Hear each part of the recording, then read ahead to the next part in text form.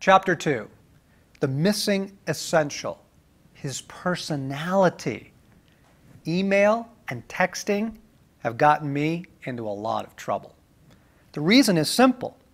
Those who receive my electronic missives cannot hear my tone of voice or see the expression on my face as they interpret my words. A very dangerous vacuum. Disembodied words have a way of being haunted. Too many times I've sent along something intended as playful, but without that twinkle in my eye or the slight grin on my face, so essential to understanding my motives, my readers have taken the playful comment seriously and been hurt by it. Sometimes I have intended a word of correction, but it was dashed off in a hurry, and again, without the smile on my face and reassuring tone of voice so essential to convey my heart, the message came across as harsh. This is the collective vacuum many of us bring to the Gospels. Without Jesus' tone of voice, what was in his eyes, the lift of an eyebrow, a suppressed smile, a tilt of the head, an unflinching gaze, we misinterpret a great deal of what we find there. Reading the Gospels without the personality of Jesus is like watching television with the sound turned off. You get a very dry, two-dimensional person doing strange, undecipherable things. Take this story as one example. A Canaanite woman from that vicinity came to him crying out, "Lord, Son of David, have mercy on me. My daughter is suffering terribly from demonic possession." Jesus did not answer a word. So his disciples came to him and urged him, "Send her away, because she keeps crying out after us." He answered, "I was sent only to the lost sheep of Israel." The woman came and knelt before him. "Lord, help me," she said.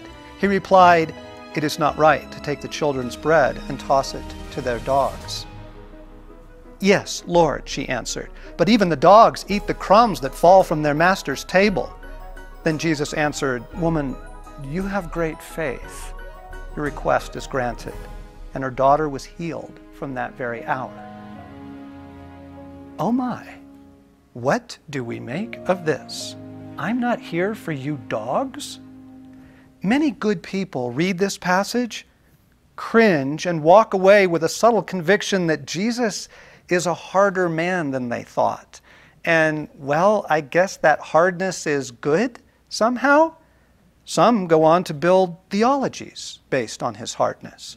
But of course, if Jesus was being playful, well, that would change everything. Seriously now, what comes to mind when you think of Jesus Christ?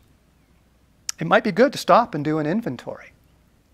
Is Jesus near or far? Is he close at hand, right here at your elbow, or distant and engaged in loftier things? Does he have a sense of humor? What words would you use to describe him? If you gathered the many books on Jesus and combed them for the words most often used to describe him, you can guess beforehand what you would find. Love and compassion. Beautiful qualities, and certainly true of Jesus, but two-dimensional? I mean, especially when we color these virtues with religious tones, love turns sickly sweet and compassion soft and limp. How is it possible to genuinely and consistently love anything so two-dimensional?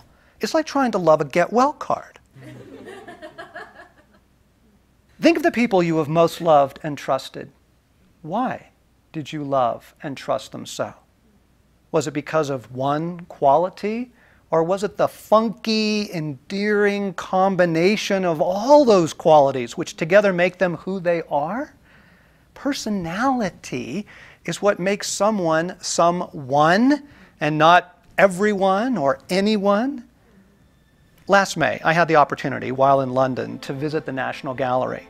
Loving art and being with two of my sons, one of whom is an art major, I was excited to spend hours there.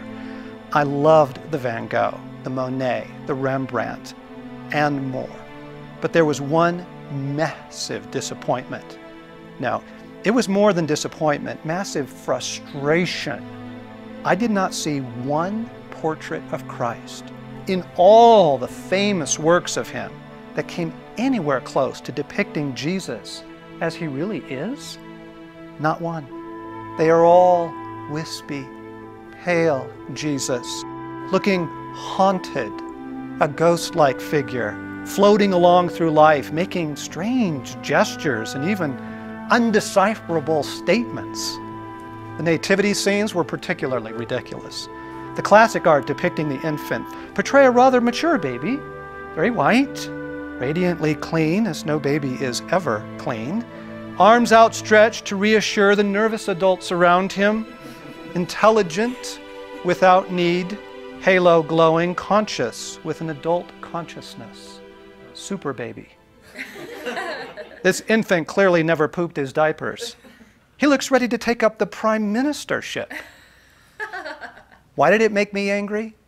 Because when we lose his personality, we lose Jesus.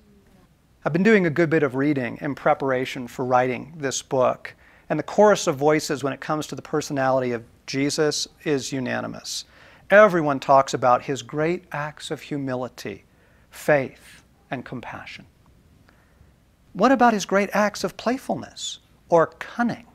What about his brilliance, his wit, his irreverence, the scandalous freedom with which he lives, his exasperation and impatience, not to mention his humanity? We have nearly forgotten that he was a man. Good grief. Your hamster seems to have a more fully developed personality than most portraits of Jesus. Furthermore, the loss of personality confounds our imitation of Christ. What happens is our particular brand of church seizes upon one or two of his virtues as the essence of Christ for us to follow. Justice, mercy, righteousness, whatever. You cannot live a life on one quality any more than you can speak intelligently using one word. The church continues to sound on about the love and compassion of Jesus like the village idiot banging out one note on the piano. After a while, the world turns away. Can you blame them? Alas, if only Jesus' followers shared his personality. That one shift alone would correct so many of the ridiculous and horrifying things that pass for popular Christianity. What is missing in our gospel reading and in our attempts to read what God is doing in our life today, this week, is Jesus' personality, undraped by religion. Let's see if we can find it.